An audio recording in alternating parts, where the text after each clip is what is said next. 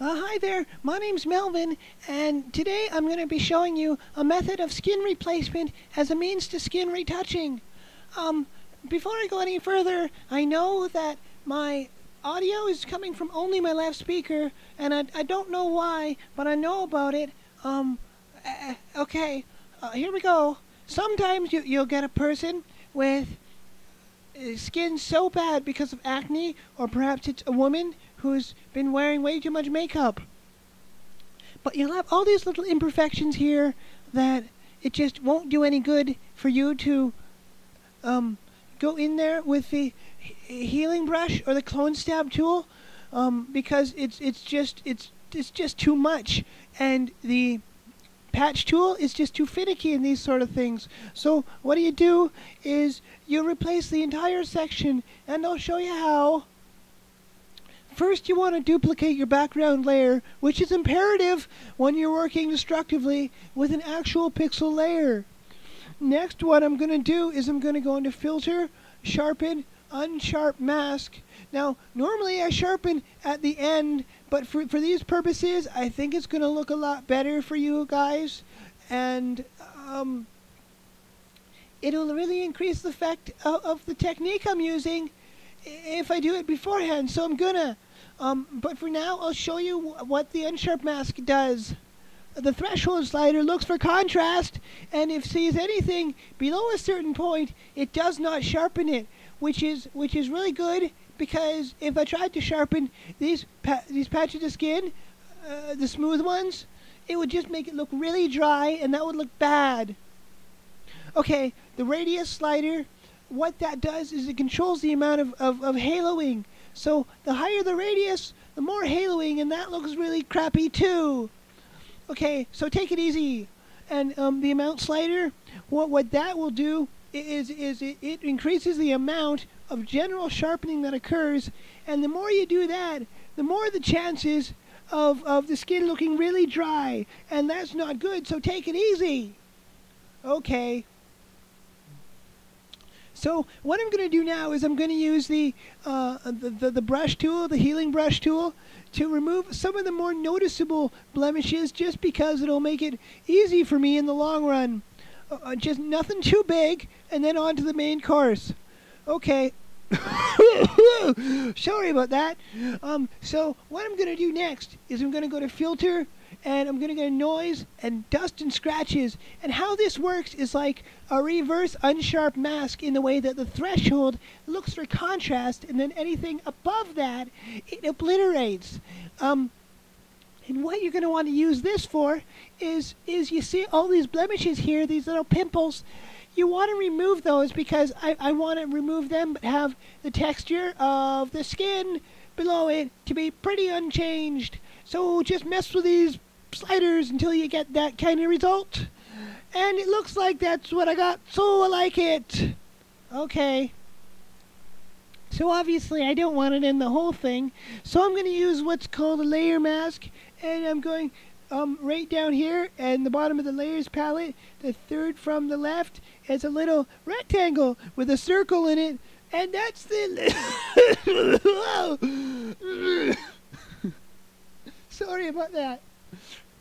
That's the layer mask button, and if I hold Alt Option while I'm pressing it, it will lay down a black layer mask which will hide everything.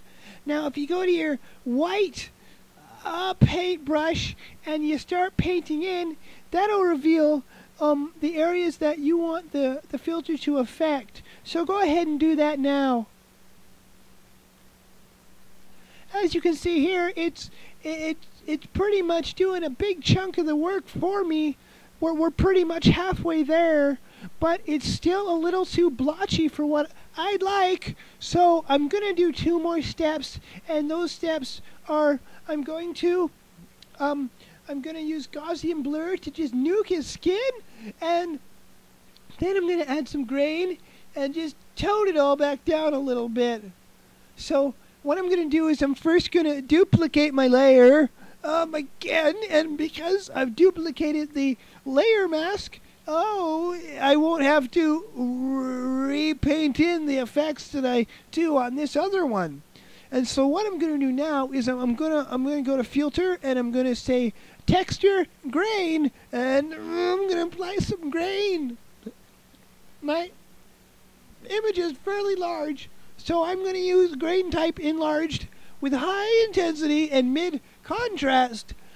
Because, well, you want it to be pretty intense, but not too poppy. As you can see here, it's arbitrary depending on the size of your image, but you want some good grain there. Okay, that looks really bad, but it's okay because we're not done. So what you're going to do is directly after, and it has to be directly after because otherwise it won't work. You go up to edit and you say fade grain. And what's important is you go to the color blending mode and you say luminosity, because that'll get rid of all the color noise, and then it will just leave the texture. So I'm going to fade the opacity down to 14%, which is what I figured out works best for me. It gets it down low enough that I can start to play with it, but still high enough that I have some room to play. And I'm going to press OK. Okay, so now, next thing of what I want to do is I'm going to need to put Gaussian Blur on. Oh my god! Oh my god! Oh my god! I missed something! I'm so sorry! Okay. Okay, go back here, and we're gonna apply a Gaussian blur before the grain. So you go to blur, and you go Gaussian blur, and you just want to nuke his skin all to hell. And it looks like I've done that, so I'm gonna press OK. Okay. Now I'm gonna do everything that I just did with the grain. So pretend like I did it all in a row, in the right row. And there, I've done it, and it's okay. So, fade grain, luminosity, 14%. I like it. Oh, that's 15, it'll do. Okay, now, pay attention here. What I need to do is I need to lower the opacity of this and fade it back down so that the texture of the skin will show through.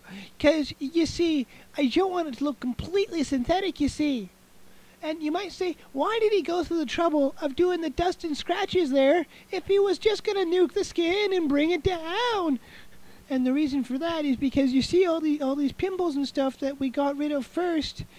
We got rid of them because I don't want to see them in the final output. I just want to see this smoother skin looking texture, so that's what I'm going to use.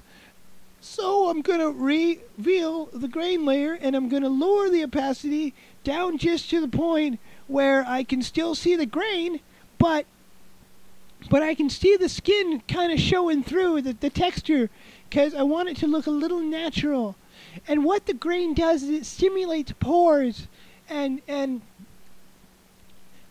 because you don't want your eye to say, wow, that looks way too smooth and it doesn't make sense and I can't handle it.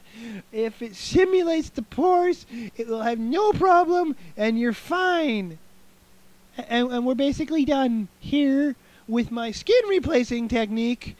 And what I'm going to do to finish is I'm going to add a couple of adjustment layers. One for the luminosity and the other one to balance out the color a little bit. And so now, my friend John, I've made him from a fairly textured young man to a fairly presentable one. I hope you liked my tutorial. Bye now.